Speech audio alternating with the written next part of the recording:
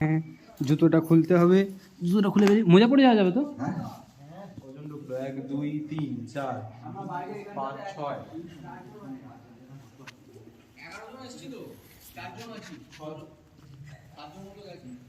এইগুলো রাজবাড়ির থাম্বা।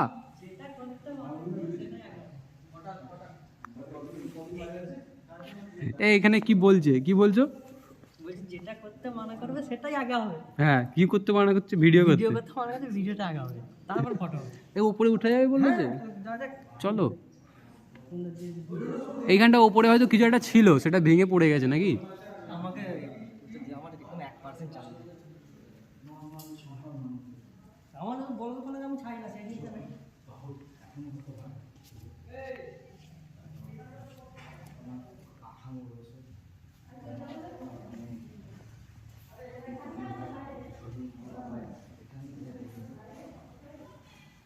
এখানে দুর্গা প্রতিমার কাঠামো।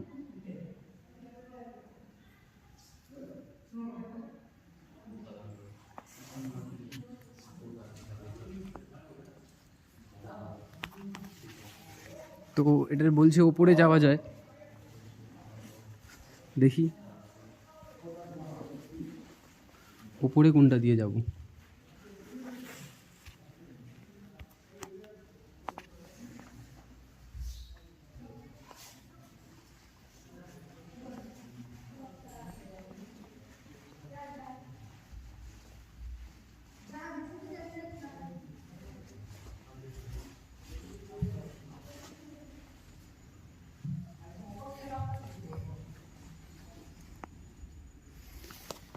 এখন সিঁড়ি দিয়ে উঠবো উপরে, এটা সিঁড়ি। চলো ভাই, কোথায় ঢুকলাম?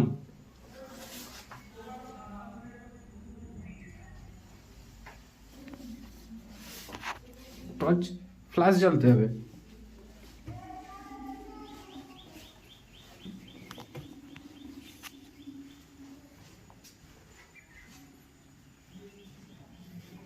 সেইটা দিয়ে আবার উপরেও যাওয়া যায়।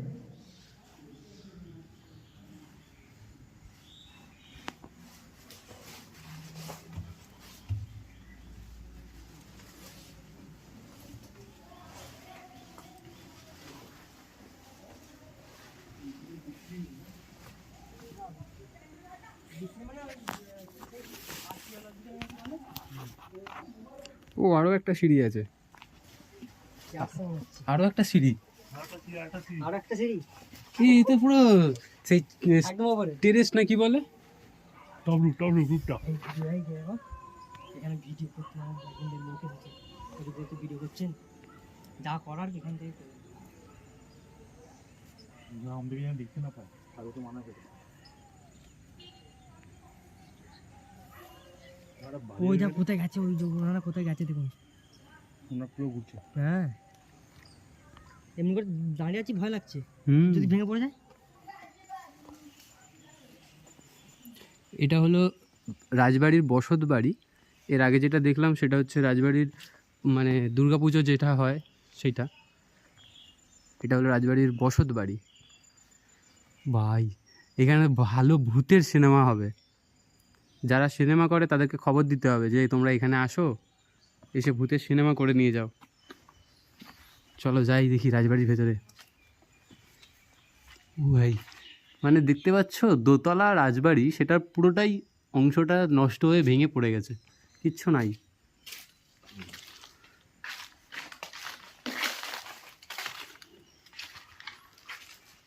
এখানে যদি একটা ভূতের সাউন্ড লাগানো যেত, ভূতের সাউন্ড এফেক্ট, উফ। এটা এইটুখানি বাড়ি, এই দেখো ইট ভেঙে ভেঙে পড়ছে।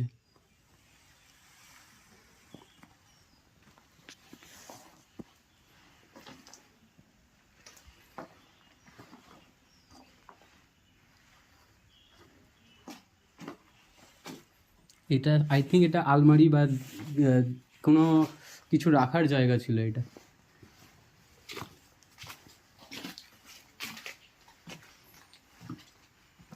এটা দরজা।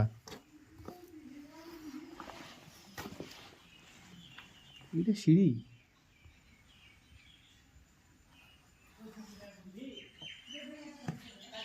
ওঠা তো যায়।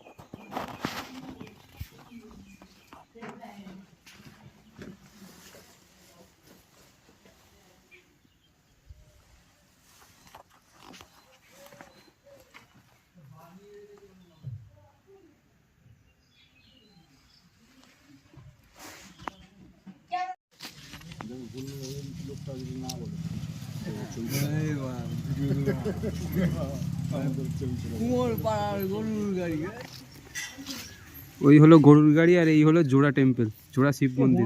গুলো কোথায় ওনার বাড়িতে কি উৎপাত করছে? জোড়া শিব মন্দির।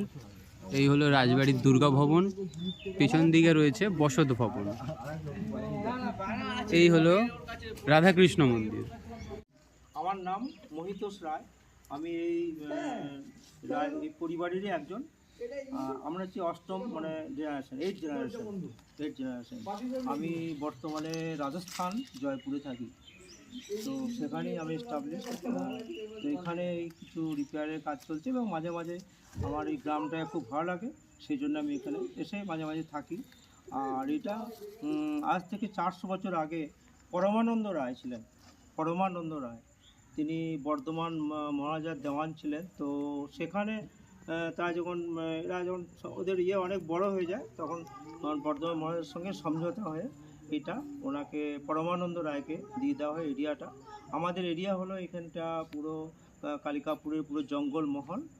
আর এখানে যে জঙ্গলটা দেখছেন, এই জঙ্গলটা এখান থেকে নিয়ে আপ টু দুর্গাপুর, বাঁকুড়া, পুরো জঙ্গলটাই ছিল আমাদের মানে নিজস্ব। হ্যাঁ, রাজবাড়ির অংশ। সেটাই ছিল তাদের সোর্স অফ ইনকাম, সেটাই। এখানে আপনি জমি বা চাষযোগ্য জমি, এসব জমি আমাদের এই জন্যে কোনো ছিল না। তারপরে জেনারেশনে এটা চলতে থাকে। তারপর আস্তে আস্তে এখানে তারপরে যে আরও দু জেনারেশনের পরে একজন কৈলাসপতি রায় ছিলেন। তিনি তখন এখানকার খুব প্রভাবশালী ছিলেন ভাইদের মধ্যে। আর ওটা যে পরমানন্দ রায়ের 7 ছেলে ছিল, 7 ছেলে। তো 7 ছেলের জন্য এখানে 7টা মহল বানানো আছে। 7টা মহল মানে যে উঁচু উঁচু জায়গাগুলো দেখছেন, সেই উঁচু উঁচু জায়গাগুলো এক একটা মহল, এক একজনের এক একটা পরিবারের এক একটা মহল, সেই উঁচু জায়গাগুলো। তো সেইগুলো তার কৈলাসপতি রায় ছিলেন তাদের ভাইয়ের একজন। আর তিনি তার আন্ডারেই ছিল। তিনি তখন এই জিনিসগুলো মানে করতেন, তার করতেন সেই জিনিসগুলো। তো তখন তিনি একদিন রাত্রে, যখন এটা আমাদের দেবত্ব হবে এবং গভর্নমেন্ট রেজিস্ট্রারে আমাদের এখানে চলে এসেছিলেন, বা আরও সব থানা পুলিশ এখানেই আসতো, আগে আমাদেরকে যেতে হতো না। তো তখন হঠাৎ করে ওনার শরীর অসুস্থ হয়ে যায় এবং উনি রাত্রে মারা যান। আচ্ছা, এখানে এই ভেতরে এখন যে দালান আছে, ঠাকুর দালান আছে, এখনো পুজো হয়? হ্যাঁ, এখনো পুজো হয়। পুজোটা আমাদের আর্থিক দিক থেকে আমরা এতটা হয়তো মানে স্ট্রং নই, কিন্তু পুজোটা কিন্তু আমাদের কোনো কমই থাকে না। পুজোটা আগে যেরকম হতো অনেক মানে 300-400 বছর আগে, সেরকমই পুজোটা হয়। পুজোতে অনেক গ্রামের সমস্ত লোকরা, আরও আমাদের পশ্চিমবাংলা থেকে দূর দূরান্ত থেকে সমস্ত লোকরা এখানে আসেন পুজো দেখতে। পুজোটা আমাদের কোনো কমই থাকে না। পুজোটা 15 দিন ধরে পুজো হয়। বোধনের দিন থেকে একদম দশমী দিন পর্যন্ত 15 দিন ধরে আমাদের পুজোটা হয়। আচ্ছা, এখানে এই যে ভিডিও করতে মানা, অথচ এখানে আরও কিছু হয় মানে শুটিং? এখানে ভিডিও করতে মানা নয়, কি মানা নয়। ভিডিও করতে আপনাকে একটা নিতে হবে, চার্জ লাগে। শুটিং হয় তাদেরকে একটা চার্জ দিতে হয়। দেখুন, তারা প্রি ওয়েডিং করে, তাদের সব আলাদা আলাদা সিস্টেম আছে। সেই অনুযায়ী তারা এখানে প্রি ওয়েডিং হয়, তারপরে সিরিয়ালের শুটিং হয়। আর বাংলা অসংখ্য বাংলা সিনেমার শুটিং হয়েছে। এই 2-3 মাস আগে একটা কাজল মুখার্জির শুটিং হলো এখানে 10 দিন ধরে, সকাল থেকে রাত্রি পর্যন্ত হতো। তার কয়েকদিন আগে একটা তেলেগু সিনেমার শুটিং হয়েছে। তারপরে আরও 1 মাস আগে একটা পাঞ্জাবি ফিল্মের শুটিং হলো। এরকম কোনো না কোনো শুটিং হতেই থাকে।